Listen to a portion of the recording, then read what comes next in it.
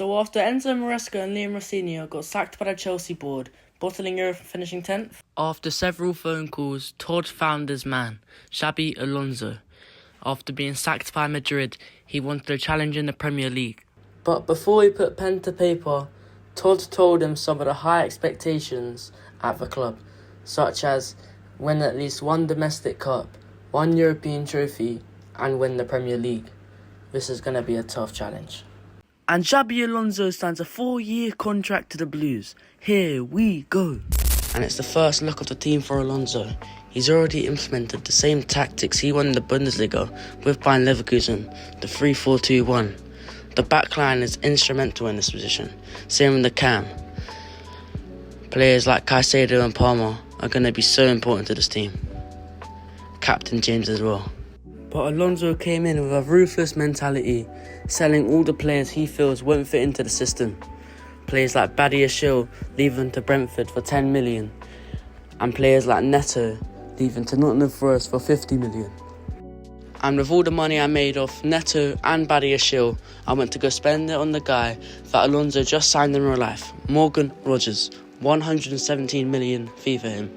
Is he worth it? I don't know, but all I know is that he will improve the starting 11 and help us win trophies. And with all the money Aston Villa received after that massive deal with Morgan Rogers, they got payback. They triggered the release clause of our captain, our skipper, Reece James.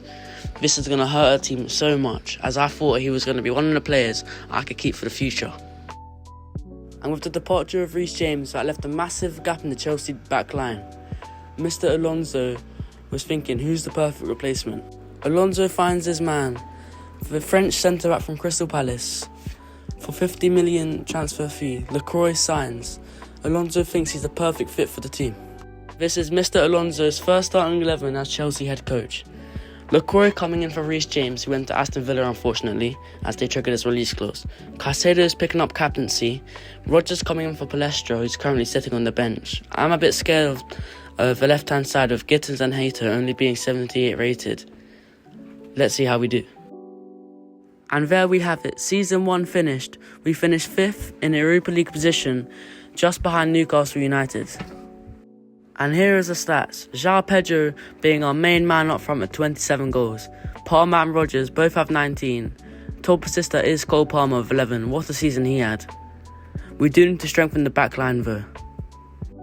XABI Alonso has decided to buy a centre-back just before the end of the season.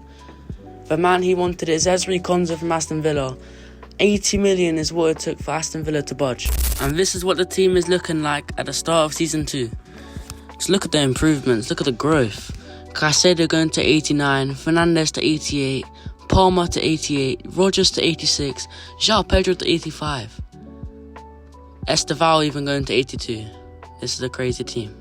Our first player being sold is De Sarsi going to Roma for just under 18 million. Our next player being sold is our number 1, Robert Sanchez, going to Newcastle for 33 million. We need to replace him. And there's no better keeper to replace him with the Golden Glove winner, Verbruggen, joining from Brighton for 53 million. Alonso wanted another centre-back after De Sarsi left the club to go to Roma. He went for the Brazilian from Nottingham Forest. 70 million is what it took for Nottingham Forest to accept the deal of Murillo. After finding a weakness on the left-hand side, Alonso decided to splash the cash on Malero from Villarreal. Hopefully this will improve the left-hand side. And this is the new and improved team that Alonso built for Season 2. You can see some real improvements in the back line and even the attack. This is a really balanced team, and hopefully we can crack the top 4 and win Europa League. And it is January and we've got some shocking news. Aston Villa triggered the release clause of our star player, Cole Palmer, and Tottenham triggered the release clause of Estevao, our wonder kid. And now our right-hand side is Barco and Gusto. We need to replace them. And those replacements are Nico Paz from Como and Ryan from Bournemouth. And that is Season 2 over.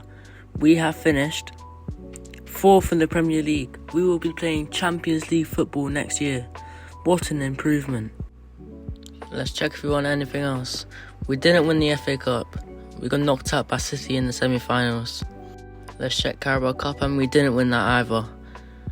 We have been, I don't know, we didn't win that. Let's check Europa League. And there's no way we actually won the Europa League. We beat Olympiacos in the final. We are European champions. And that is XABI Alonso's first trophy with Chelsea FC. It ticks off the European trophy box, although we are looking for a Champions League still. And this is how Chelsea look ahead of the Season 3 transfer window. As we are now in Champions League, Alonso needs to bring in some squad depth to cope with it. Overall, I'm very happy with the team though. I was just about to start signing some players, but then Enzo Fernandez has gone to City. This is a massive blow to the squad, as he's 91 rated. Now I have to look for replacements. Alonso's found the replacement for Enzo Fernandez, Nemeka from Dortmund. 100 million is what it took. Alonso just signed Krupi from Bournemouth for 70 million. Alonso wanted him to put pressure on João Pedro to keep performing. Alonso also signed Eder Militao from Real Madrid, 60 million transfer fee to add age and experience to the backline. And that is Season 3 over. We finished 3rd in the Premier League, which is improvement from 4th last season. Let's check the FA Cup, and we unfortunately did not win the FA Cup. We get knocked out by Wickham. Oh, that is unacceptable.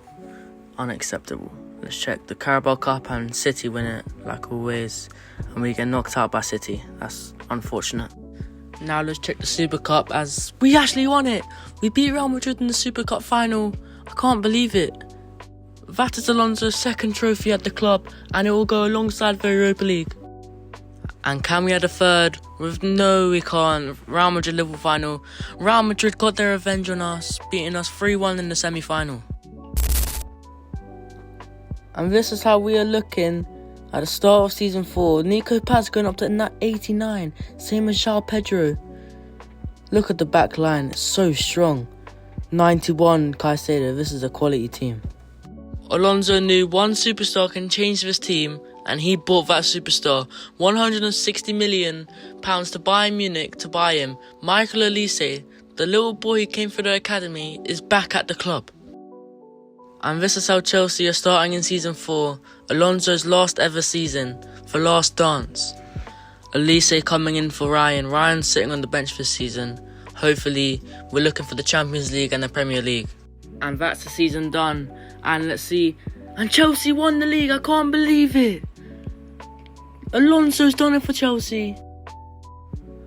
And let's check the FA Cup. And unfortunately, we did not win the FA Cup with Brighton winning it. Where do we get knocked out by Stockport? We always get knocked out by these dead teams. And let's see the Carabao Cup. We won the Carabao Cup. We beat Manchester United. Everton in the semis. I can't believe that's 2 trophies. And this is XABI Alonso's trophy cabinet at Chelsea. He completed every objective Todd Bowley asked him to do. If you think XABI will do a good job in real life, leave a like.